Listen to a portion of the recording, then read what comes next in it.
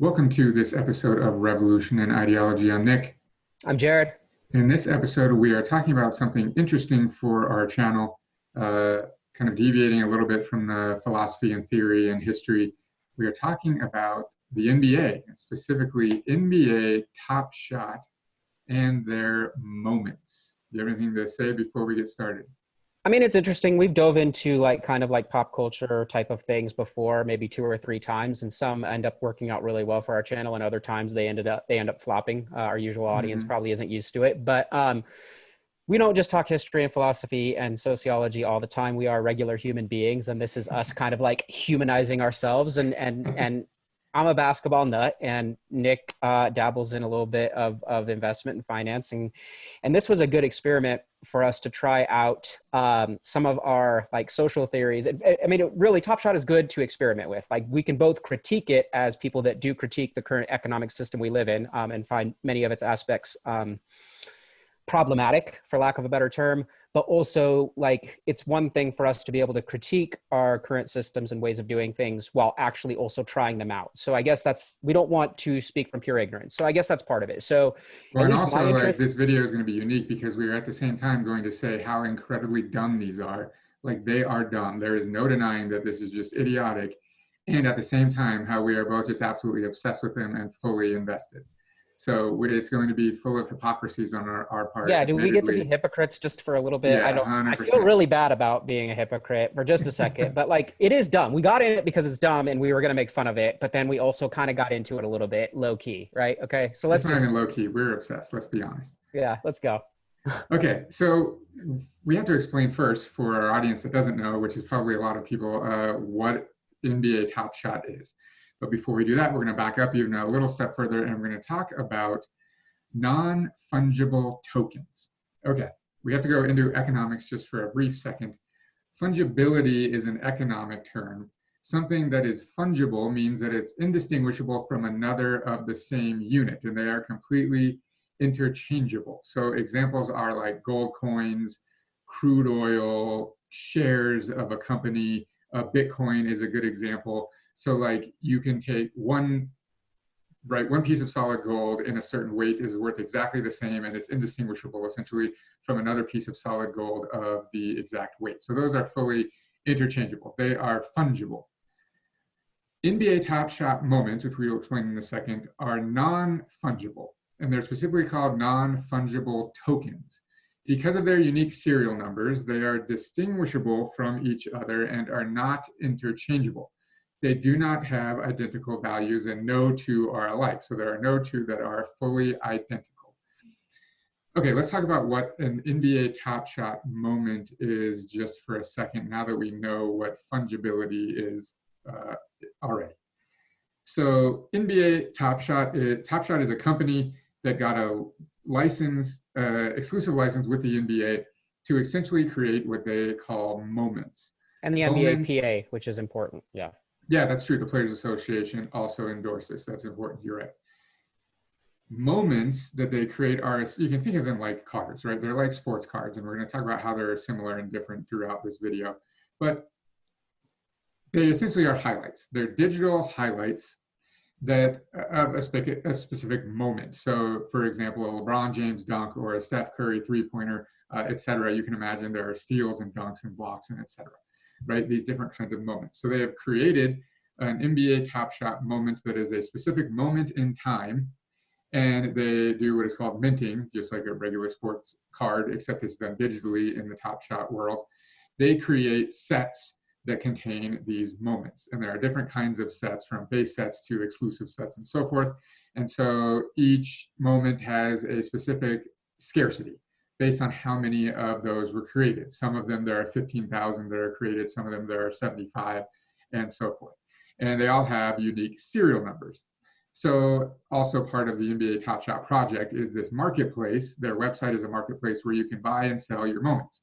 And you can see different prices for different serial numbers. So for any moment, serial number one is usually for sale for an outrageous amount of money. And then different serial numbers are for sale for different amounts. The higher the serial number in theory, the lower the price, right? Just like sports cards in theory, right? The number one LeBron James rookie card is worth an exorbitant amount of money. and the number 5,000 or whatever, I don't know if there were 5,000 minted, but is worth less money. So think of it basically like digital sports cards. We're going to talk about why it's dumb compared to a regular sports card in a few minutes, but you at least get the general idea.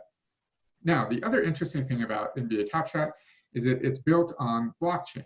So the company Dapper Labs that created Top Shot also created a game really called CryptoKitties. And as part of, they did it, I think as part of a hackathon, and they created a unique new blockchain to build this technology upon. It's based on Ethereum, the Ethereum blockchain, but they created their own, and it's called Flow, the Flow blockchain. And the reason this is unique is because this marketplace, all of the moments are created on this blockchain. So every time that they are minted, there's an event on this blockchain that then gets hashed and reconciled by the nodes that are supporting the blockchain. So every event is fully documented and traceable. So every moment, it's minting, it's when it gets opened in a pack, when it gets listed for sale, when it gets sold, if it gets withdrawn from the marketplace, if the price changes, etc. Every single one of those events is trackable and fully verifiable. So we could pick any moment at random, and we can go navigate the blockchain, and we can go all the way back every time it's bought and sold and listed and etc., all the way back to its original minting. And so we can have a fully encrypted history of every single moment. So that's really unique. And that's why I think that this is kind of new, interesting technology, is because it is built on the Flow, in this case, blockchain. Okay, so that's moments, Top Shot, like in a nutshell. Do you have anything to add before we go on to our critiques so that's love kind of the moments? That's kind of the appeal here for us in our channel. Again, for our regular viewers that are not used to us like talking about these types of things, that was the appeal, is if one is going to kind of like challenge like the current economic status quo, well, to be blunt, crypto is one way to look at alternatives to like fiat currency, and of course the control of like, if we live in the United States, the Federal Reserve, et cetera, et cetera. So it was interesting to me to be both a basketball fan and look at something that, let me be blunt, I've been too scared to like really like get into, like the Bitcoins and the Ethereums of the world. But this for me, as something that kind of challenges again the financial status quo of what we're living in, this was something that I could at least attach meaning to. So whether we're talking about these NBA moments / cards, or we're talking about fictional cartoonish cats in the CryptoKitty example,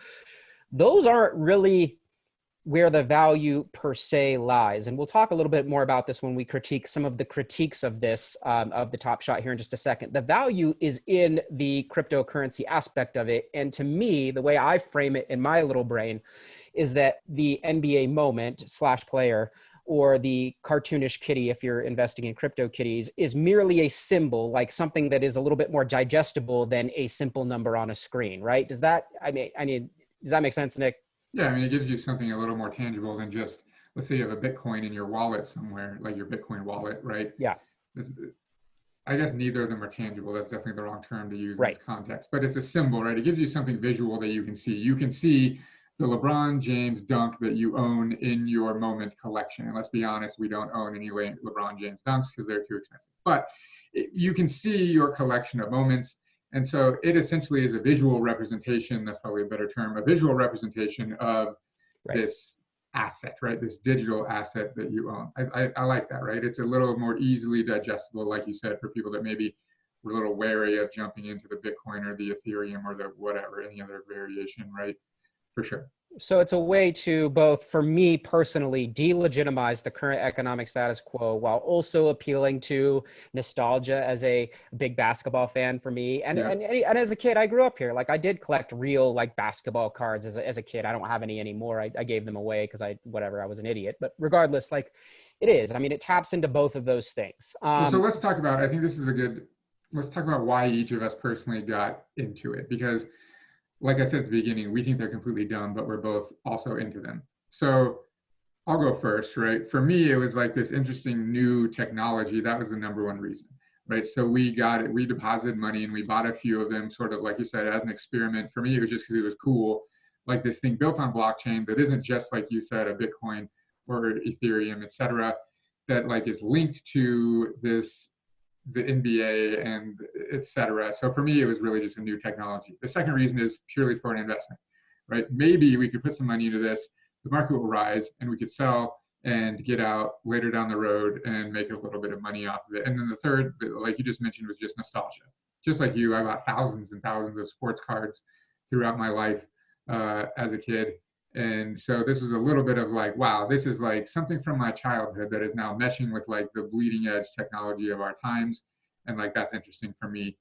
Let's get into it. And I can go online and I can search for my favorite NBA players and I can buy a moment featuring them and et cetera.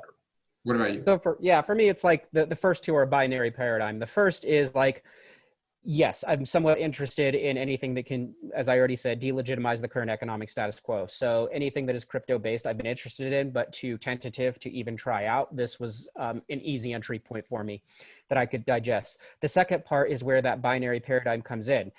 It is hypocrisy, and I actually entered into it because I wanted to experiment with it so that I could later make fun of it and delegitimize everybody else that invests real money in absolute bullshit. I don't know that I'm there yet because, like I said, I'm currently, I guess, still in the experimental part of this. But that was kind of like you've lost your ability to critique because now you're in. See, is that really what it? No, I feel like the fact that I'm in gives me the ability to critique later, especially when I like lose all my money because it is absolutely dumb. So you wanted the street cred to be able to say I was in it, and now I know why. Now I can make fun of all of you, right? Like so I'm not mocking people out of ignorance. I'm mocking people out of actual experience, right? Like that's what it was about. But the third part is, as we said in our lone other NBA related video, I think it was regarding the strike over the summer, but it is, yeah, I mean, I'm a basketball nut, like that is what it is. It was my first true love. And so I still watch it all the time, play it until my bones break, apparently, as I get older. But yeah, like that, it is. I do love basketball. So this was part of like the entry point that I could actually get into this to either A, critique it, or B, maybe benefit from it. We'll see what happens. Anyway. Okay. So we know where we're in, what our goal is. Let's talk about critiques. And like, we have to admit, right, we were actually both together recording another episode when we found out about this. Your friend sent you a text and was like, hey, have you ever heard of this? And we started Googling it, and literally we were both like, this is the dumbest idea ever. Who would spend any money? And then we went through like, there's this like, it's like the stages of death, right? It's like the denial, it's like all those things, like, this is so dumb. And then we're like, well, oh, look at this one. This is worth like $20. Wow, this one's like $200,000. Oh, let me Google this. Oh, look at this article that just got published in Forbes about them. Like, we went down this path to eventually like, all right, man, let's just try it. Let's try it. Let's like buy one moment and like, we'll see what happens. So we bought one and we're like, oh, cool. And then like literally 10 seconds later, we're like, okay, that one's chilling in our collection. It's gone up 0.0% since we bought it. Like, interesting. How many are for sale and what serial number did we buy and like all this stuff to like, okay, let's buy another one. And now another one. And like, okay, let's buy, oh man, this one's down right now. Let's buy this. And like, it was funny that first night you went home and we were sitting there and like the Nuggets game was on and we had bought a Jamal Murray and he dropped 50 points that night and his value of the moment skyrocketed. And we were both like, oh my God, look, this is amazing, right? Well, because it was like a win-win, right? Like as exactly. a Nuggets fan and as a Jamal Murray like fan, whatever, for me watching that moment, like A, he's dropping 50 and B, it's somehow benefiting me. Like personally, it was kind of like this weird thing. And I get like maybe fantasy players get this, but I can't handle the fantasy. That's way too much work for me. I don't have that kind of time to invest in like tracking players daily or whatever. So this was kind of like a little, maybe that's what that feeling was, but it was kind of interesting. Yeah. Right. And so now we have a total, I'm looking at our collection right now, 15 moments. And we have a few packs that we have yet to open. We might open those later in the video so you guys can see what that is like live. But we currently own 15 moments collectively. We created an account together that we both are working out of. It's called Revolution. So we also got the coolest username on the Top Shot site. I guess that's a benefit of getting in early on. So we own 15 moments. We went down the rabbit hole. I'm not going to lie, pretty obsessed with this over the past few weeks to the point of I've actually coded a JavaScript application that digests the blockchain as it happens. And so I'm documenting all of the transactions on the network, et cetera, because like Jared alluded to, I'm also into finance and investing and so forth. So I'm watching the market and like looking at statistical indicators and so forth just for like fun. So I'm in it even like at a bigger level. And I think it just gives credence to like people are into this for investing and for like that kind of hobby, I guess. Like, I just think it's interesting. Let's go through some of the critiques, right? Because we had them too. In fact, I still have them, even though we're both super into it. I still, like I said, think that it's dumb. And to talk about the critiques, we're actually going to use Jimmy High Roller. If you guys have never heard of Jimmy High Roller, he's a YouTuber with a ridiculously huge audience. I think last time I checked, he had 16 million subscribers, and he basically is all basketball, all NBA. And Jared and we watch his videos all the time just because we're interested in like basketball and so forth.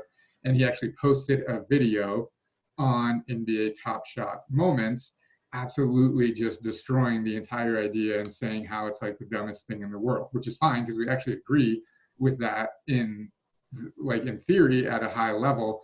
But I do have some problems with some of his specific critiques. So let's go through some of those. We'll talk about what he said and etc. And yeah, that's it. He starts his video out by talking about the Upper Deck Exquisite Collection, which was a series of sports cards, tangible sports cards issued by the company Upper Deck. And this was like the year that like LeBron James was a rookie and so forth. It was like 03, I think, 03, yeah, 04, yeah. Super limited edition of sports cards. And so there were like I said, LeBron rookies in there and stuff. And each set cost $500. So he starts with this as an example and goes through like people's experience of buying these and like so forth and whatever. But this is where his argument, I think, starts to break down for me. Like I said, in general, I think the Top Shot moments are dumb, even though I'm into them, but I don't necessarily agree with why he says that they're dumb. In general, I think that he severely underestimates how many people were actually getting into sports cards and still do for investment purposes. He says that these people that buy sports cards, quote, knew that their purchase was just a hobby. And if they were lucky, maybe they could flip their cards for some money in the future. Now, my problem with that is, isn't that exactly what owners of Top Shot moments are doing? Right? Like it's a hobby that, and you hope that someday maybe you could sell it for a profit in the future. Now, just because maybe people are more, like I said, I'm looking at the analytics of the entire thing and whatever, and perhaps, when I was a kid buying sports cards, I certainly wasn't doing that, but it didn't mean that I wasn't buying them so that I could resell them for some profit like in the future. What do you think about that? So I guess for me personally, my own experience would be, in fourth, fifth, sixth grade, riding my bike about 2 miles with a group of about 3 friends. These are very specific memories I have, riding my bike for about 2 or 3 miles to a baseball card shop, but also had football and basketball cards. And we would go there and we would bring our most valuable ones and exchange it with the card shop owner. And he would have a literal guide called the Beckett. It was a Beckett guide that has all these prices attached to each card, attached to a specific picture, which is a moment with the serial number on the back. And even at 4th, 5th, 6th grade, we would try and make the transactions that would net us the best card for a future trade. It might not, we might not have had like the mental capacity to like really understand what was going on in terms of investment, but we knew that there was not just a fan-based value to these, but there was a monetary value to these as well. So we knew that, as kids. So I think the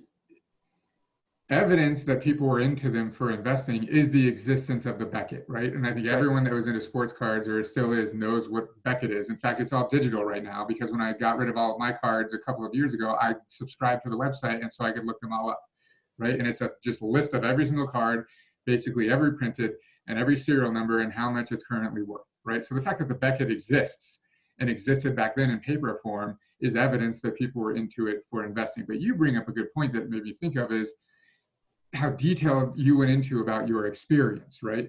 Riding to the store with your friends on your bikes and like transactions and like all this stuff. I think the exact same thing was true for me also, right? You get the pack and you bring it home and you open it and you're buying it, you're with your friends and like, but the funny thing is for us specifically, the same thing is true for the Top Shot moments. Because like I said, it was you and I together sitting there talking through this and looking at them together and buying them together.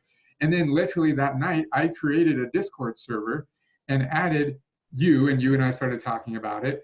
Then you added your friend that originally told us about it and another one of your longtime childhood friends. Then my cousin got into it and I added him to the server as well. So now there's the 5 of us in there always talking like, it's still this social experience. It really is. And and that investment, like to double down, my very specific greatest like trade still like in 5th grade is in my brain. I traded a baseball card of a guy named Mike Greenwell. He's not even famous at this point, but it was his rookie card. And at that exact moment, I guess it was worth, 10, 15 bucks, as I recall. And at that exact same time, I traded it for a guy that also had a John Elway rookie card. Well, that's a much bigger name. And even though that's a football card and they're two different sports, we as kids did that. And at the time, they were both, let's say, $10 to $15. And we looked at the Beckett to make sure, but we made that trade. And I made that trade not only as a quote unquote John Elway or Broncos fan or whatever I was at the time, but knowing full well that one in the long run was going to be worth a lot more because he is a much bigger name and like there's going to be much more attention and things along those lines. So even though like, yes, it was part fan, it was also part like, which one is going to have a better long-term value for me if I want to flip this later? And even as a kid, I was thinking through that. So you can't tell me that there's no investment part of cards, of physical That's cardboard funny because cards. I specifically remember my worst trade also. Like I had a Topps Mark McGwire rookie card. And if you remember these old cards, they had a little trophy like in the corner and stuff. I vividly remember sitting in my friend's front yard. We were all looking at our cards and his brother, who was much older than us and knew about things, right? I didn't know any of this. Was like, oh, hey man, I'll trade you for that rookie card. And I was like, all right, cool. And like, this is literally like the year that Mark McGwire was a rookie or the year after or something. This is way before like the home run race. And like, no one knew that was going to happen, but he knew he was a really good player. I didn't know that. So he's like, I'll trade you for this card. And like, I had no idea what. So I was like, yeah, cool. Thanks. Right. So I took that. Last time I looked this up years ago, that card was worth $1,000 or $2, right? Worst trade of my life. I don't even remember what the card was that I got, but just dumb. I didn't know what was going on. Right. And so I lost out on that opportunity. Right. Fine. But it's all an experience. It's a social experience. So I think that Jimmy High Roller really discounts and underestimates people being into sports cards for the investment. His whole video is basically the sentiment of like, people bought the cards because it's like sentimental value of holding your favorite player. And like he uses a specific example of how he traded for a LeBron James rookie card when he was a kid, just because LeBron James was his favorite player, not because it was worth a lot of money or going to be worth a lot of money and so forth. Fine, like that's great that that's what he did, and that's I'm sure what many people do, but so many people are in it for investing. In fact, in his video, he shows people opening packs of actual like cards, and they're doing it with latex gloves on. Well, you're not doing that if you're in it just for yourself, right? If you're not trying to maintain the pristine condition of that card so that you can resell it, you don't open the pack with latex gloves on, right? Now, I will concede that I think more people are probably into Top Shot for investment purposes than we're in or are into sports cards for investment purposes. But we're talking about a difference of whatever, right? Is it 90-10 or 50-50 or whatever? It doesn't matter because there's still some people in sports cards that are in it for nostalgia and investment, and some people are in Top Shot moments for nostalgia and investment, right? It's across the board. So yeah, I mean, and that's where we have to like discuss the biggest part that I do think he overlooked. And this is not like a call out, not that he'll ever watch our video anyway, but like this is not a call out per se, because all of his content is amazing and super analytical and super dope, especially regarding like the NBA and stats and things along those lines. But the one thing that is never mentioned is like the thing that got my attention, the association with cryptocurrency. Like that was the thing that was never really mentioned. And for me, like I said, one of the top 3 reasons is it's always kind of been on my radar as a way to delegitimize the current economic status quo, but I've always been kind of too scared or tentative to like go and buy Bitcoin or Ethereum or whatever. And this was just an easy point of entry that my brain could digest.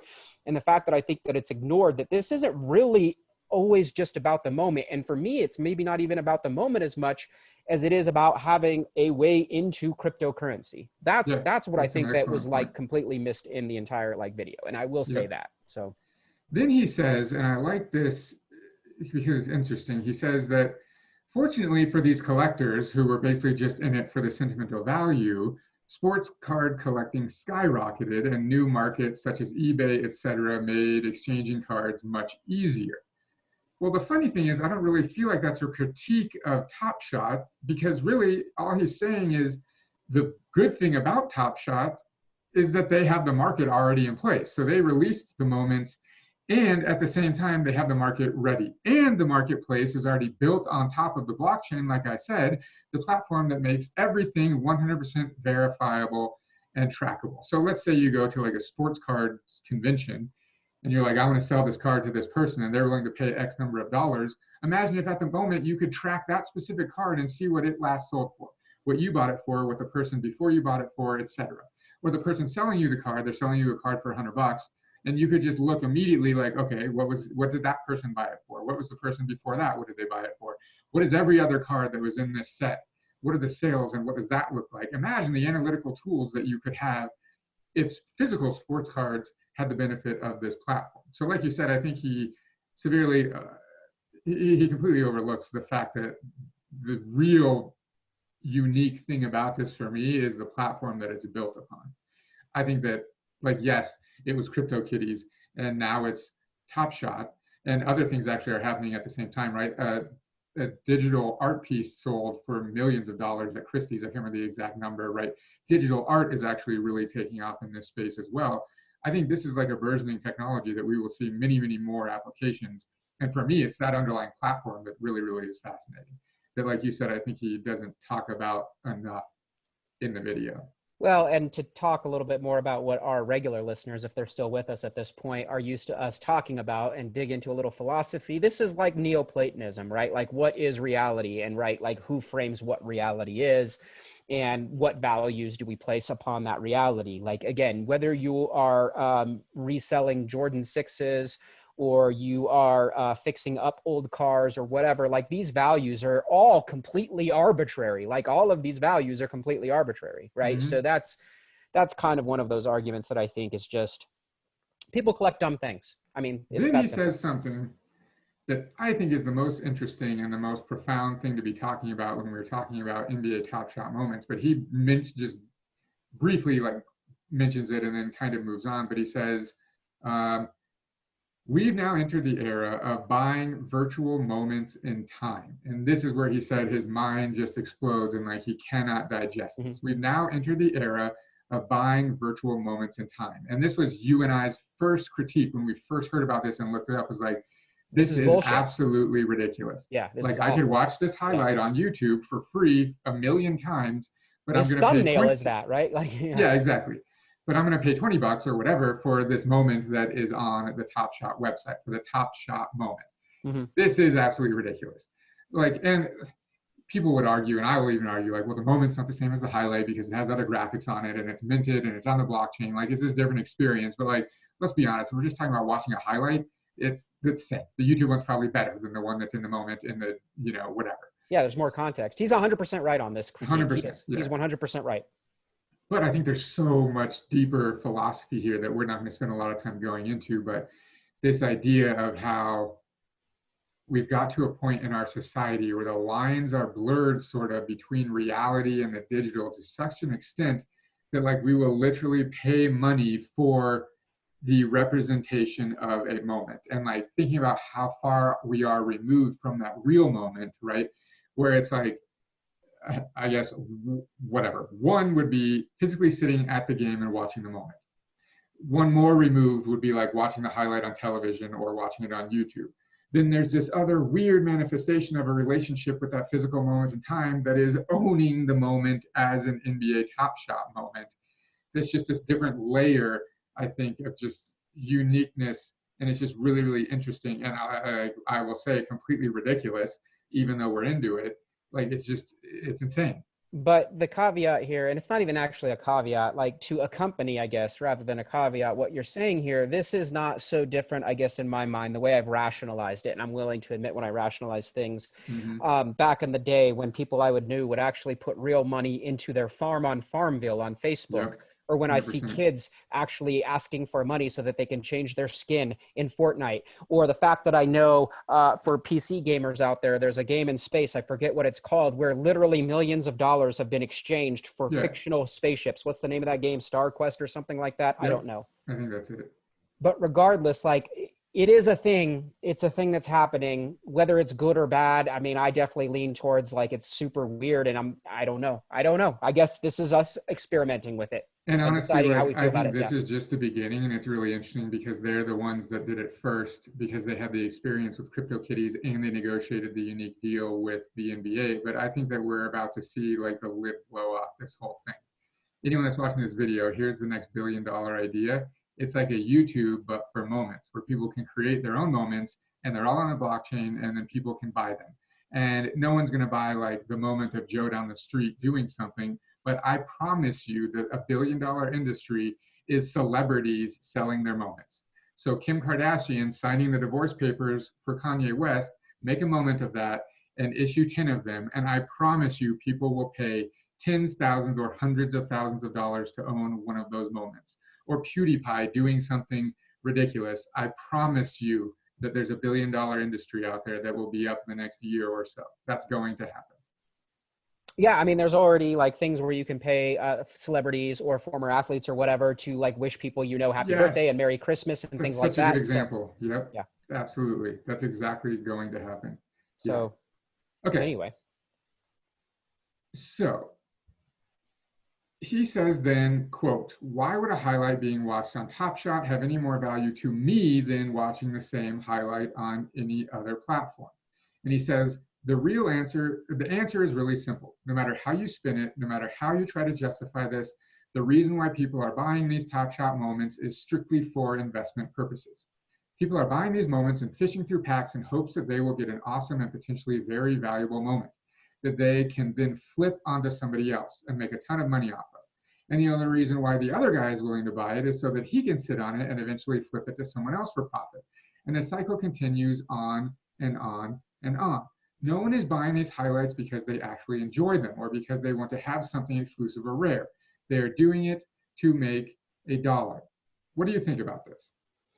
I think that is literally an investment. I fully agree with what he's saying. I agree with it. And I guess I'm not sure what the critique is there. Like, I do agree with that. That's what people are trying to do. They're trying to find a way to invest and flip these things of the moments that you have, that we have bought together. Do I sit there and like watch them over? No, I don't. I absolutely do not. Like I look at their values and we determine what we're going to do with them. And we're playing this game right now to, again, either later on when we have time to reflect on this, either make fun of ourselves for being hypocrites or maybe we strike it rich and we're still hypocrites. I don't know. I don't disagree with him. I think that a large portion of people are buying these for investments. However, I do not think that it's everyone. I think there's so much more to it than just the investment. Like for me, I will admit, if it wasn't for you and I doing it together, I would have never done this, right? It's not something that I would have done. It's the fact that like we're in it together and there's this social thing and like I can now be a little bit connected to the NBA that I've lost track of. And like now I'm talking with your two friends that I haven't talked to in years and my cousin's in on it. And like literally I was in a business meeting with my cousin this morning and it was when the pack was dropping and he's like, oh dude, I gotta get on real fast. Oh man, but then I have to go to another meeting and I'm gonna be in the meeting when the pack drops. And like, it's just like, right? We're having conversations that we would have never had before. You and I have never talked about cryptocurrency, right, until this moment. Like, I think there's another layer that's being missed by just purely ruling it out as like something that like institutional investors are doing to make a quick buck. Like, that's just, I don't think that's true. Yeah. So, I mean, like, I agree with that. So I think there is kind of like this overarching argument here that I think not just that critique or even our own critique that I think a lot of people are missing is that real money, quote unquote, in air quotes, dollars and yen and euros and pounds, those are also completely arbitrary. It is all faith-based. And I think that's one of the reasons we got into this. And to bring it back to a content that's a little bit more digestible to our regular listeners, it is all faith-based. I like to make this argument oftentimes in class. Like when you walk into a convenience store and you have $1 bill in your pocket, and that convenience store owner has a Coke, the only reason an exchange takes place is because that person believes he can flip that dollar, your dollar, into something else. Like there will be a value that he can attach to it. And it's only because you share the same faith. Because if you look at the actual innate value of the two things, the Coke is way more valuable than the dollar. Like I can drink the Coke and I can hold the Coke. I can't drink the dollar. I can't eat the dollar. I can't build a shelter out of the dollar. The dollar is absolutely faith-based. It is one of the— I'd like to see your Coke shelter. Yeah.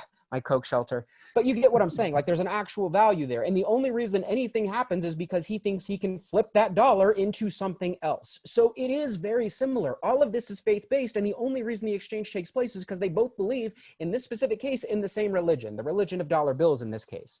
So yeah, I think if we're going to use that as a critique of Top Shot, that like these only have value because we have faith that they have value and I can sell it on the marketplace because the buyer also has faith that they have value. If we're going to use that as a critique of Top Shot, which I will, that's fine, then we must also critique every other form of currency. Whether it's Bitcoin, it's the dollar, it's the euro, any fiat-based currency, right? Any of those things are all dumb and all made up and all based on someone having the same Oh, but Nick, dollar bills are backed by silver and gold. Oh, wait. No, they're not. Yes. Right. And secondly, some, excuse my language, asshole thousands of years ago also arbitrarily just decided gold was worth something because of its perceived rarity. Like all of it, everything going all the way back in time, which again connects a little bit more to what we talk about in our channel, is faith-based. Like these are inherently faith-based values. So this is just a newer manifestation of that. The one critique could be that you can't exchange them for anything else, right? Like you can't really trade. I can't go to 7-Eleven to buy my Coke and show the dude my Top Shot moment to be like, hey man, I'll transfer this to you for my Coke, right? Like that's not going to be a thing. You can do that more and more with like a Bitcoin or something, but like the Top Shot moment marketplace in the real world doesn't exist yet, right? And probably never will, I'm assuming, right? So that's a real critique for sure. Sure. But I didn't get into moments so that I could go use them instead of $1. That is why people get into like Bitcoin and stuff for some people, right? But I didn't get into moments so that I could do that. Like, and no one's doing that or expects that to be a thing, right? I think he talks a lot about, well, let's talk about two things, I guess. He talks a lot about intrinsic value, and he really, really harps on the fact that these moments have absolutely no intrinsic value. That is 100% true. But he implies and talks about throughout how sports cards actually do have intrinsic value. And I have a huge problem with that because it is true that the NBA Top Shot moments have no intrinsic value and that real sports cards actually do have intrinsic value.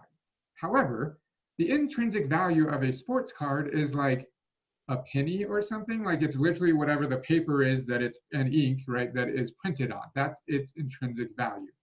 It's not as if the intrinsic value of a sports card is hundreds of dollars and then you can sell it for $110 and so you realize $10 of like extrinsic value. Like that's not true. The intrinsic value of a sports card is a penny or whatever it costs, right? I mean, it could be 5 cents or something, whatever it costs to actually the paper and ink that are on that sports cards. So I think that the argument that, well, NBA Top Shot moments are worthless because they have no intrinsic value. Well, like in reality, your sports cards don't have intrinsic value either, right? It's ridiculous. I don't know. Anything to add on that? No, I mean, it is. I mean, you know, for the crappy ones, they had an intrinsic value that, as I recall, going back into nostalgia, I would take a paper, not a paper clip, but a closed clip and put them on my bike and they would make a cool sound on the back wheel as I was riding along. So, right. Then he talks about in the video, right, some of the limited edition ones had like an actual piece of a jersey that a player had worn, or he talked about he had a Jason Williams card that had a piece of a basketball in it. Okay, fine. I get that like that piece of whoever's jersey, bronze jersey, is worth something, right? There's some intrinsic value there, but even that is like, how much is a square inch of a jersey that LeBron wore at a game one time? correct. Like, and then we get into like, the philosophical discussion between the material and the ideal world and who decides what value is, right? Yep. So then he talks about related to that scarcity. And he says that the scarcity for the Top Shot moments is absolutely artificial because Top Shot mints limited editions of specific moments, and his argument is that at any time they could just make more. So they're completely manufacturing this scarcity. Well, yes, that is absolutely true. However, that's not really any different than like a real physical sports card because let's say the Exquisite collection, you were just promised by Upper Deck that they were only going to ever make this amount, right? So you still had to have faith in the company that they were telling the truth and that they would ever make this amount.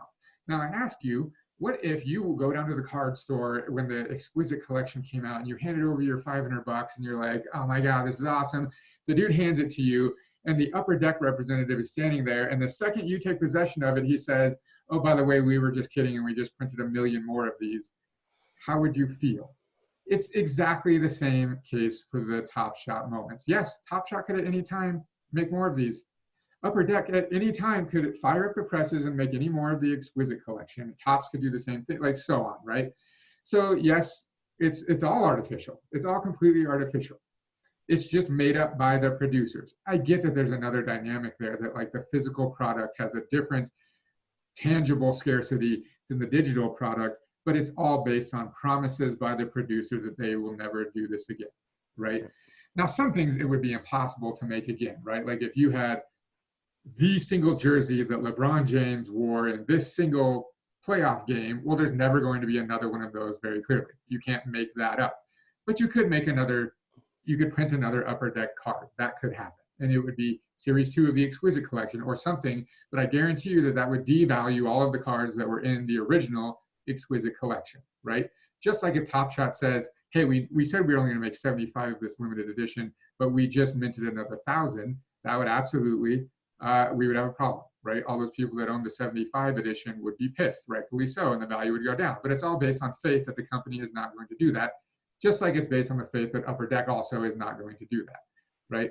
So yes, there's some validity to the scarcity argument. However, it's all based on faith, right? The value is based on faith. The scarcity is based on faith. Yes, it's all artificial and manufactured. So is it for every other thing. The dollar is, again, a perfect example. The dollar has a value because there are so many in circulation. If the US Mint decides tomorrow that they're now going to print another $1 million bills or whatever, then the valuation immediately declines. That's with the permission of the Federal Reserve, who are a bunch But, of wealthy people that make choices based on various right, the whims of reserve, their that's own. what I was trying to think Right, of. The yeah. print, the mint actually prints it, but the reserve makes the decision. Correct, right? yeah. Exactly. So when they decide that they're going to print more dollars, then the value goes down. That's just how it happens. And we all believe that the value is the current value of a dollar because we believe the Federal Reserve in the near future probably isn't going to print more dollars. But that Yeah. could change at any time. Unfortunately, you just kind of deal with that, right? Like I Yeah. still believe back in my childhood that I could probably buy that soda for $1, but now that I think about it, when I walk in the convenience store, that is now a $2 soda. But you know, that I didn't have a say so in that choice or in that change. So, but Right. that's the same thing that we're talking about. It didn't stop me from believing in the dollar, unfortunately. Although, yes, I whatever. That's a whole different video we'll get into. But yeah. Okay, then he ends his video with this question, and it's directed basically directly at us. He says, I have one question for anyone watching this video, especially anyone who has bought a product from Topshop. If you knew you couldn't resell these, you could only buy them for yourself and buy them without the prospect of making money off of them, would anyone even buy these at all? So would we have bought them if there wasn't some potential that we could sell them for money?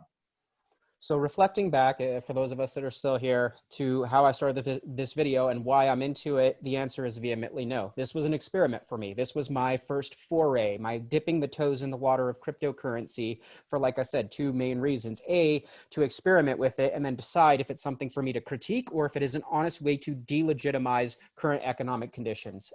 So no, I would not have, to be blunt.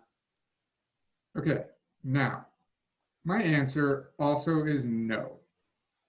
I admit, I would not have done this if there wasn't some chance, no matter how remote, that we could resell our moments for money. And in fact, we have done it. We bought some and sold them, like we've already done the thing, right? We've made money off of a few of them.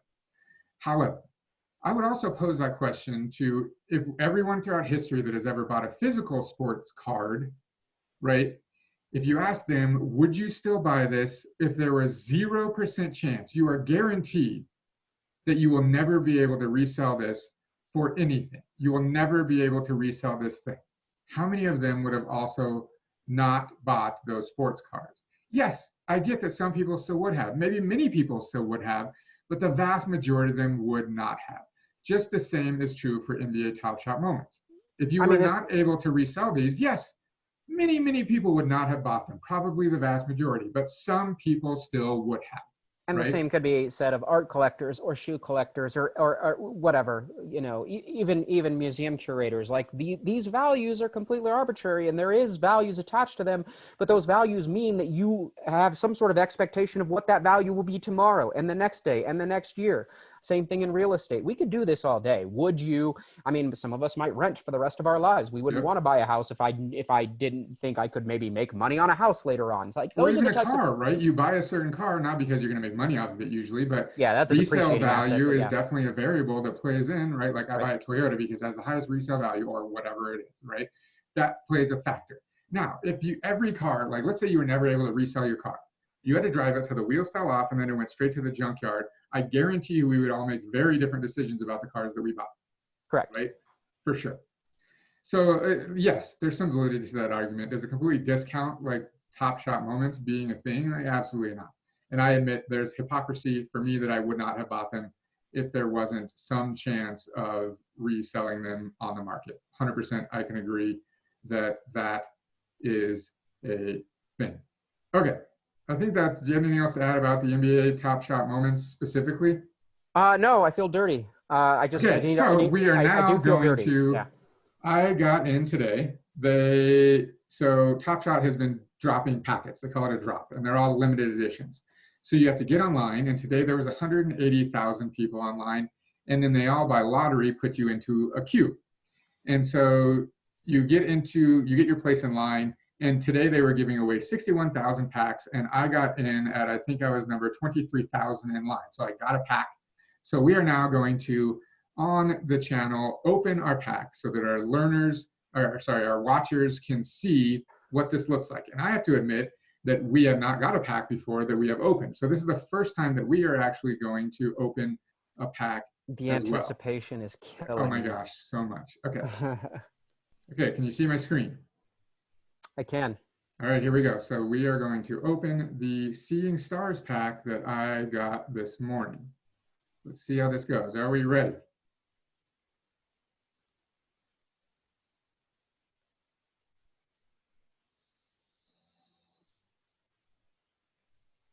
Oh my God, okay, there's 3. You ready for this?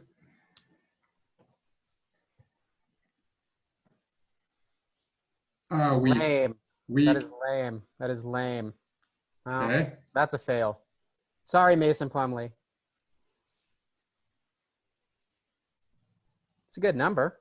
Hey, Jaylen Brown. It's a big name.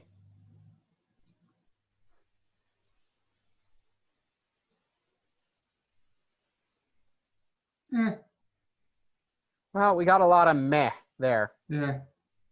Now I want to go and see how much those are worth. How much money did we just make by opening those things? So we'll start with Plumlee.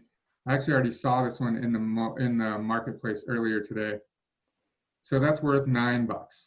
By the way, I spent $14.99 on this thing. So that one's worth $9. All right.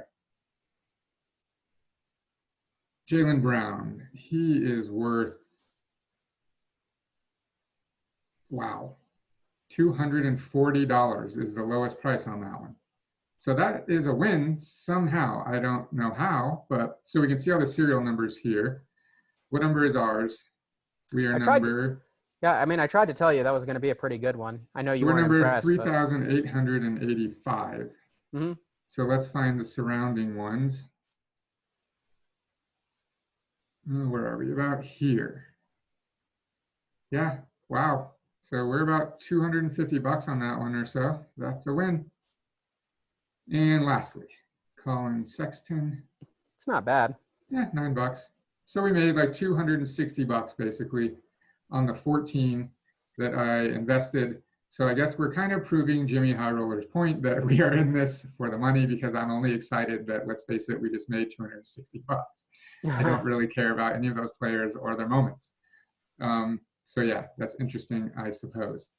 What I will say though, is I kind of want to end this with, I would like the viewers of this video to help us prove that these moments actually do have value.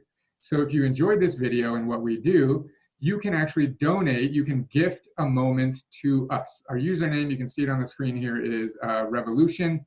So you can, if you are watching this video, help us prove a point. If you collect Top Shot moments and you enjoy it, and you've enjoyed what we said here, gift us a moment just to prove the point that these can have some value outside of just buying them and investing them and reselling them for a profit. Gift us a moment just so that we can prove our point. All right, do you have anything to add? I'm good, man. All right, you can find us online if you're interested, revolutionandideology.com. You can find our channel on YouTube, just search for Revolution and Ideology, and all of our videos are there. Like I said, gift us a moment. Our username on Top Shot, our account name is Revolution. I'm Nick. Jared. Later.